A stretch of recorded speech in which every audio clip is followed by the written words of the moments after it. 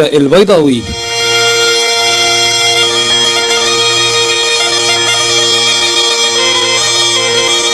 النادي ديالنا الاول ديال دار السلطان هو ماشي حدا الحجوجيين، واحد القهوه ديال العشوبي البوعزاوي. هو تماك داك هو النادي ديالنا.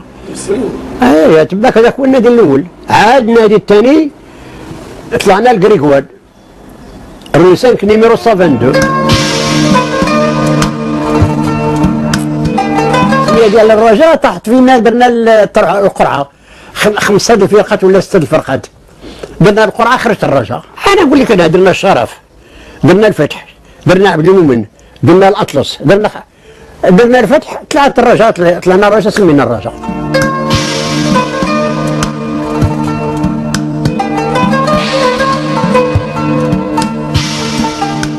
الترخيص لنا خص الفرقه يكونوا فيها 3 الاجانب، 3 الفرنساويين.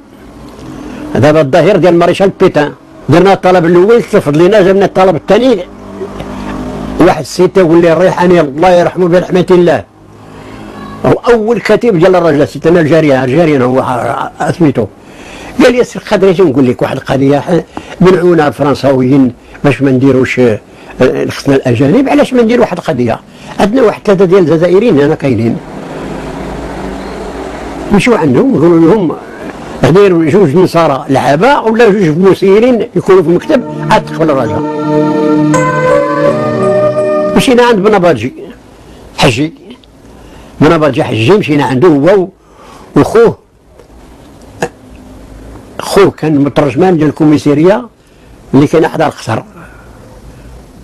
مشينا عنده قلنا له ودي هالكيفيه وهالكيفيه، راه دابا خصنا دابا 3 نصارى وانتم عندكم جنسيه جزائريه فرنساويه، خص تكونوا معنا في المكتب. قال لك بكل فرح، ودرنا المكتب وتقبلت الرجاء بهذوك 2 الناس.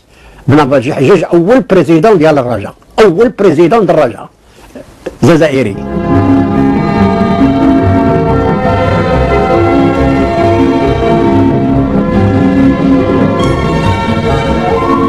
جا الاستقلال،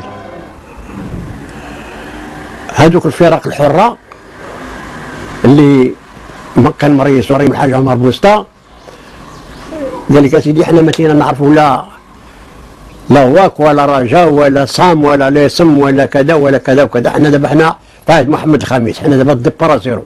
هذاك العام زينا حنا سنينا مينين في الرجاء، والله قلت انا بهيجه موسى ولاد بريكه بجوج رحمهم الله، عبد القادر صنبا اللي كان فراك، وواحد بوجمع انوار، واحد المجموعه كنا. انا تنعاود لك هذا الدراري لانه هاد الدراري هما اللي ساهموا باش جبتهم باش طلعوا الفريق ديال الرجاء اللي بداو مينيم، هما اللي ساهموا في تطلعوا الفريق للبروميير ديفيزيون.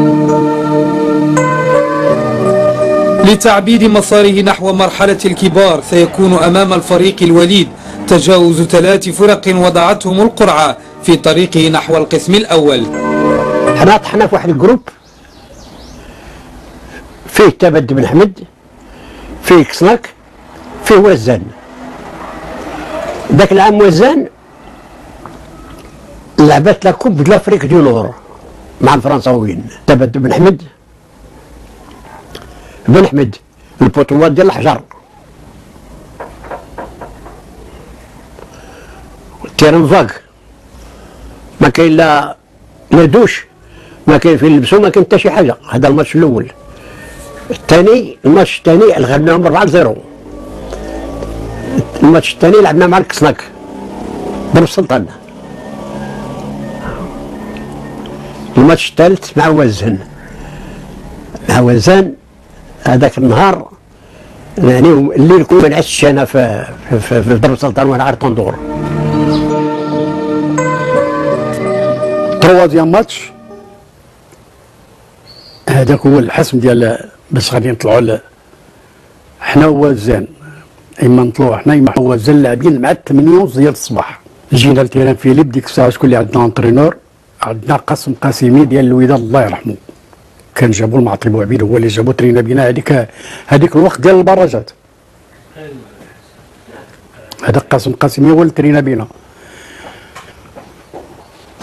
ربحنا وزان في هذيك الصبحيه، ربحناهم ب7-1.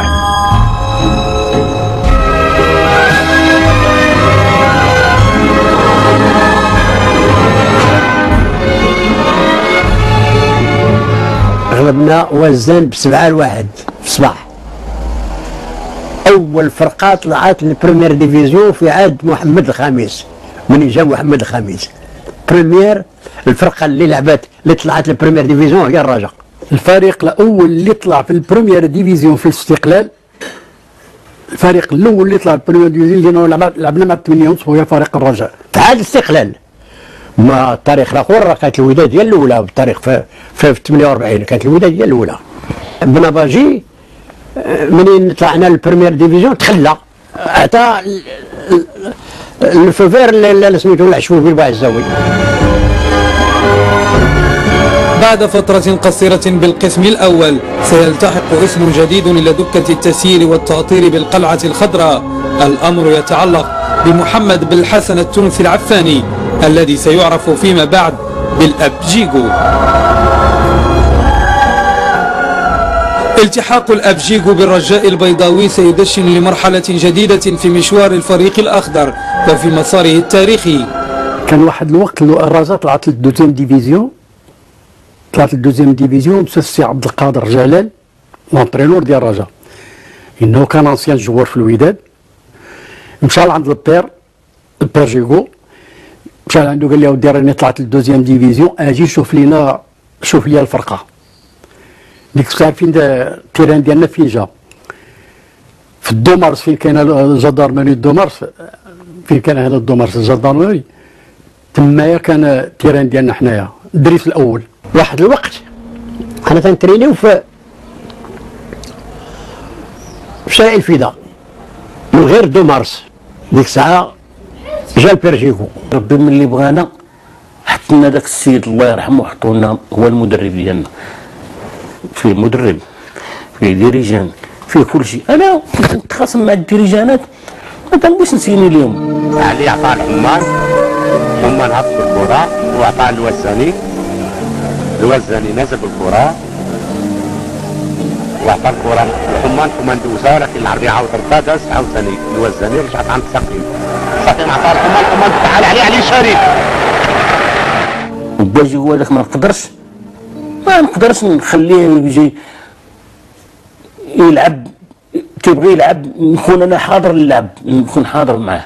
كان باجيغو الله يرحمه ملي تكون لاعبين مع شي كيب السيمانه كلها حنا تنلعبوا هذيك التكتيك، تنديروا تكتيك على هذيك الفرقه اللي تتلعب كيفاش تتلعب.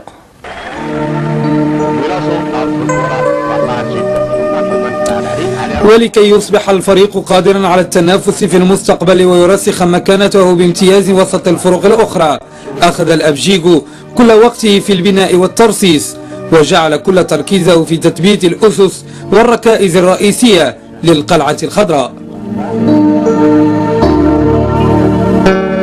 كانوا فروق واعرين، أنا ماشي زعما كانوا ساهلين. حنا تنقول لك ليطوال كانت عندهم كيب زوينه، الطاس كانوا تيطلعوا ويهودوا. حنا اش كان تيقول لنا با يجي ملي بدينا حنا صغار بدينا تيقول لنا نتوما انا شنو نطلبك، ما بغيتكم لا ديروا لا شامبيون ولا لا كوب، كراسي ولا ديزيام بركه تخلق كيب شدات الكيب. هذيك الساعه يقول لنا دابا شنو هو، والله تيقول لنا ودابا عاد لعبوا على الشامبيون ولا كوب الا خرجوا تجيو. تنلعبوا الماتش وتنخرجوا خاسرين والبيبليك تيسدك تيعني كل لنا، وكانت واحد الفرصه وكانت واحد ما خلاو ما الفرقه كانت ديال الفرصه ما كان الالقاب ما عنده براد ما عنده القاب سمعتي، ما عنده ما باغي لا القاب لا والو، باغي غير يتفرج وباغي الكره. للأبجيغو حكايات رسيخة مع درب السلطان وأنحائه. هنا قبل ما يفوق 5 عقود كان الأبجيغو يرسم ملامح بنيان الفريق الأخضر ويهيئ مقومات الفريق الصلب القادر على التنافس. هذو القواعد هذه اش غنقول لك، يعني المسيرين القدماء كانوا كلهم تيتجمعوا هنايا، وهذه المقاهى هذه اش غنقول لك نادي من النوادي الممتازين في ذاك الوقت في الحمايه بعد الاستقلال، وكان هدايا الاخوه كلهم دراري دازوا قاضي وجينيور حتى التصنيور هنا من جملتهم الاخ حميد وبهيجه وواحد العدد ديال الاخوان دازوا والسير لوداني رحمه الله.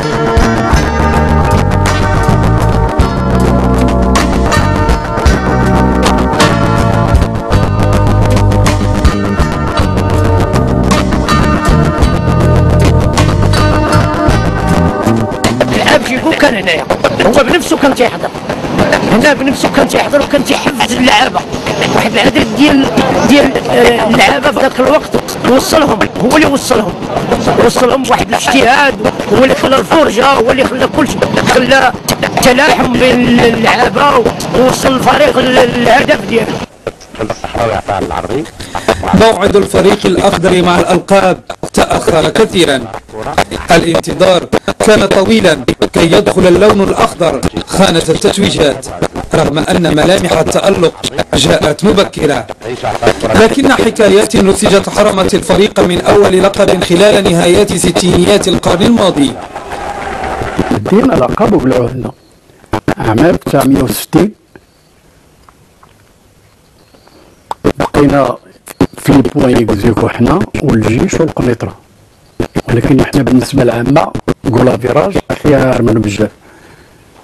حنا شامبيون ولكن قالوا لنا شامبيون قال لك تلعبوا شامبيون تريان قالت حنا نلعبوا بثلاثة. خدمة مع الجيش ومع قنيطرة الكاك نقولوا بحال قلتي 47 كلهم، ولا جينا نحسبوا كولا فيراج حنا غالبين الجيش وغالبين قنيطرة.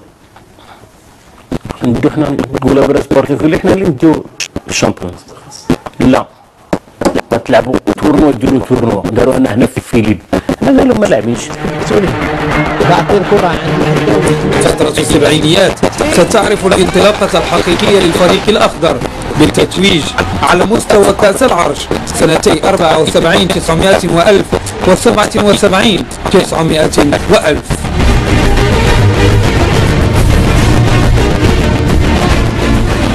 فترة الثمانينات ستشهد المد الرجاوي من جديد من خلال الفوز بكأس العرش سنة 82 900 و1000 والتتويج باللقب الأول البطولة سنة 88 900 و1000.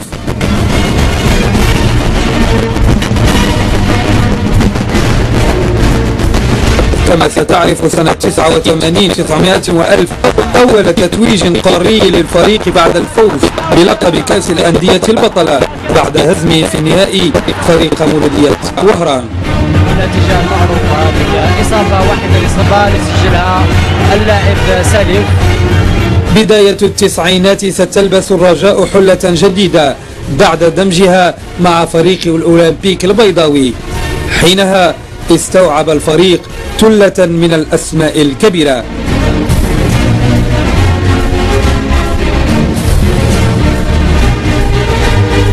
موعد الرجاء مع التتويج سيتأجل 7 سنوات وإلى حدود سنة 96 900 و1000 عندما ضرب بقوة وفاز بالازدواجية لقب البطولة وكأس العرش. سنة 97 900 و1000 موعد آخر مع القمة والمجد من خلال الظفر بلقب البطولة الوطنية ولقب عصبة الأبطال الإفريقية بعد الفوز التاريخي على فريق جولدفيلز الغاني بالضربات الترجيحية.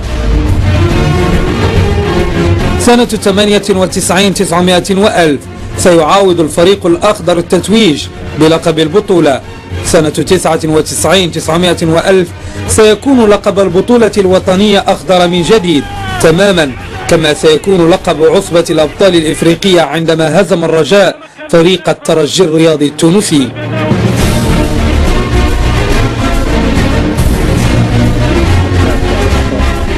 سنة 2000 ستضع الفريق الأخضر نحو العالمية بإحراج فريق ريال مدريد في بطولة العالم للأندية. السنة نفسها ستعرف فوز الرجاء بلقب البطولة الوطنية السادس والخامس على التوالي.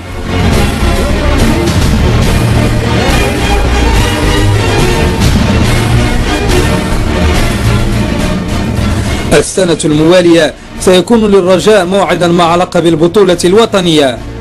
وفي سنة 2002 سيغيب لقب البطولة عن الفريق الأخضر لكنه سيتوج بلقب كأس العرش. سنة 2003 ستتعزز خزينة الرجاء بلقب الاتحاد الإفريقي بعد الفوز في النهائي على فريق كوتون سبور الكاميروني. سنة بعد ذلك سيتوج الفريق الأخضر بلقب البطولة الوطنية الثامن بعد التفوق بالنسبة الخاصة على فريق الجيش الملكي.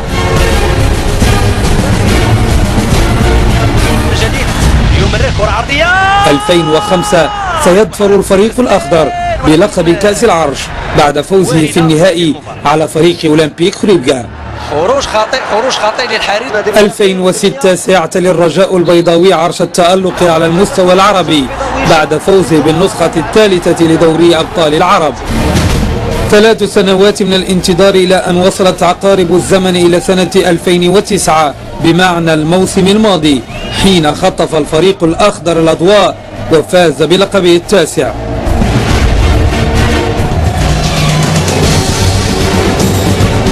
مسار طويل للفريق الأخضر شق خلاله العديد من الصعاب بصمود وأنات إلى أن بلغ قمة المجد وأضحى فريقا كبيرا مهاب الجانب يجر إلى جانب جاره الوداد البيضاوي وفرق أخرى قاطرة كرة القدم الوطنية.